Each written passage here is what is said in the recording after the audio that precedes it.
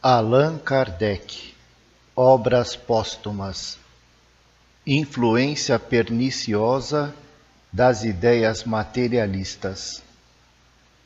Sobre as artes em geral, a regeneração delas por meio do Espiritismo. Lê-se na seção Correio de Paris do Mundo Ilustrado, de 19 de dezembro de 1868. Abre aspas. Carmouche escreveu mais de 200 comédias e vaudevilles e, quando muito, o nosso tempo apenas lhe conhecerá o nome. É que a glória dramática, que tantas cobiças desperta, é terrivelmente fugaz. A menos que um autor haja produzido excepcionais obras-primas, condenado se acha a ver o seu nome cair no esquecimento, logo que ele deixa de estar na brecha. Mesmo durante a luta, a maioria lhe ignora a existência. Com efeito, o público, quando lê o cartaz, apenas atenta no título da peça. Pouco lhe importa o nome de quem a escreveu.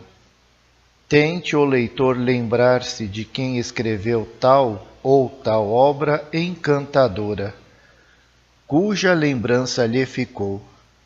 Quase sempre se encontrará na impossibilidade de declinar esse nome.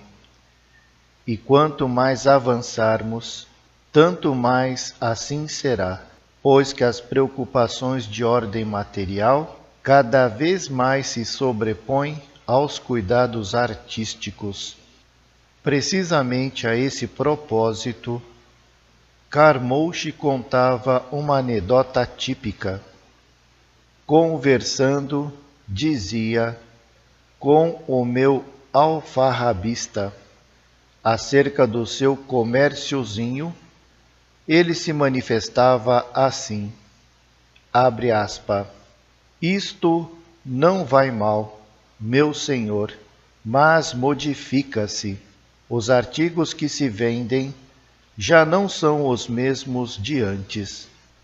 Outrora, quando me surgia um rapaz de 18 anos, 9 vezes em 10 era à procura de um dicionário de rimas. Hoje é para me pedir um manual das operações da bolsa. Fecha aspas, fecha aspas. As preocupações de ordem material se sobrepõem aos cuidados artísticos. Mas, como não ser assim, quando os maiores esforços se fazem para concentrar todos os pensamentos do homem na vida carnal e para destruir nele toda a esperança, toda aspiração que ultrapasse essa existência? É lógica, inevitável semelhante consequência para aquele que nada vê fora do círculo estreito da efêmera vida presente. Quando a criatura nada percebe atrás de si, nada adiante de si, nada acima de si, em que pode ela concentrar seus pensamentos, senão no ponto onde se encontra, o que há de sublime na arte é a poesia do ideal que nos transporta para fora da esfera acanhada de nossas atividades. Mas o ideal paira exatamente nessa região extramaterial, onde só se penetra pelo pensamento, que a vista corporal não pode varar, mas que a imaginação concebe.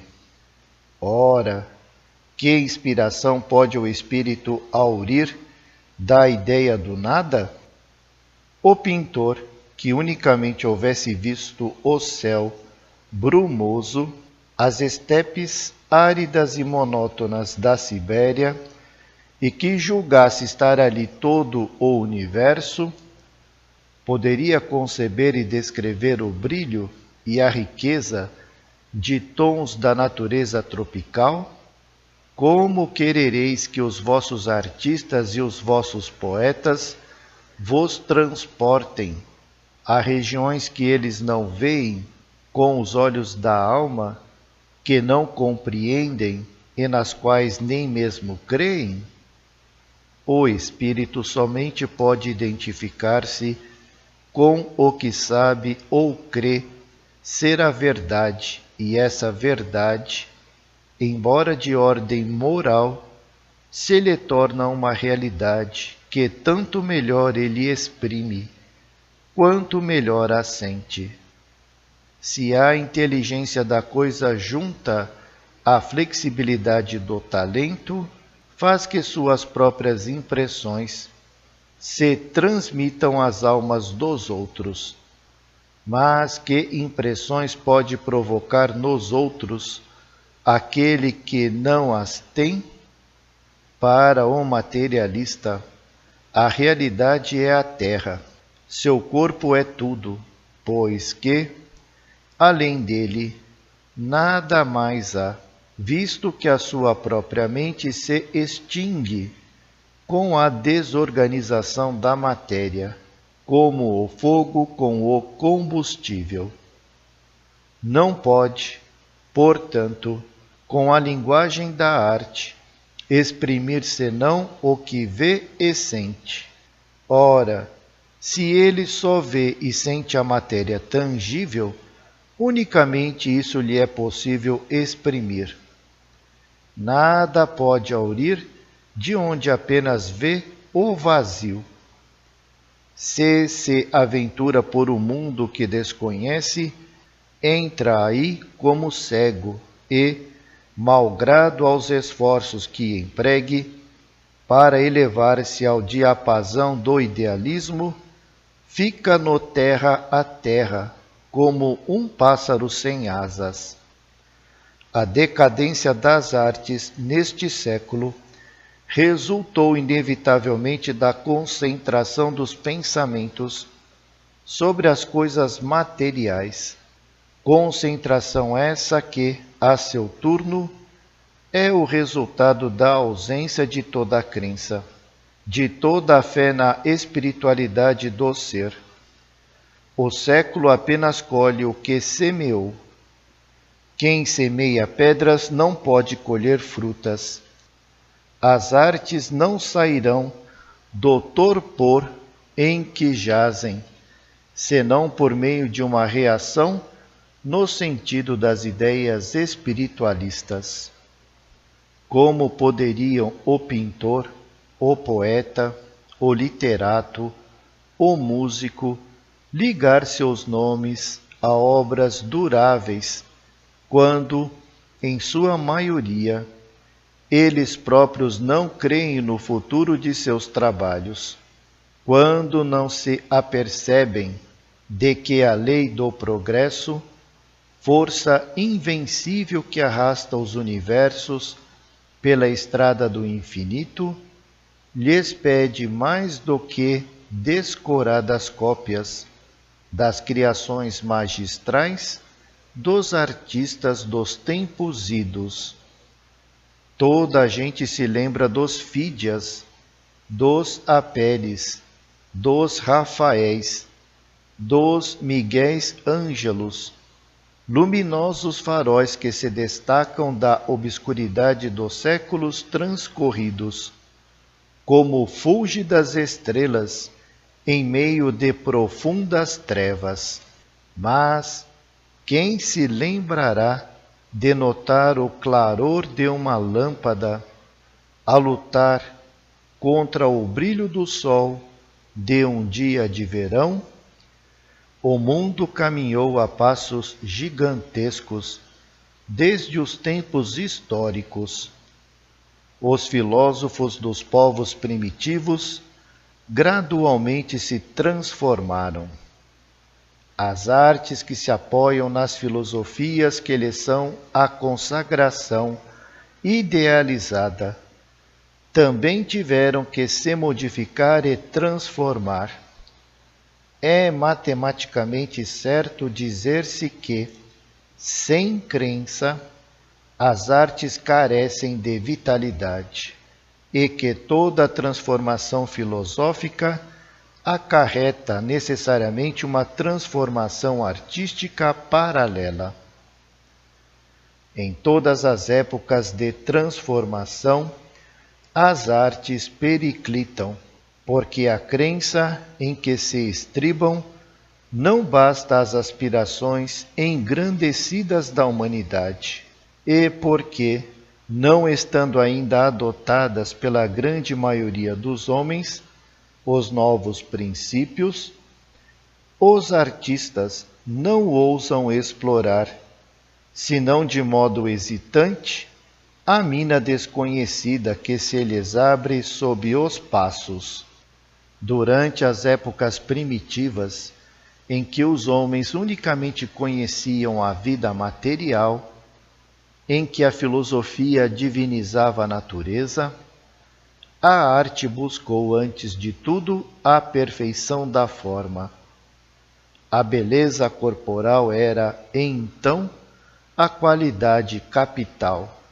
A arte se aplicou em a reproduzir e idealizar. Mais tarde, a filosofia enveredou por nova senda.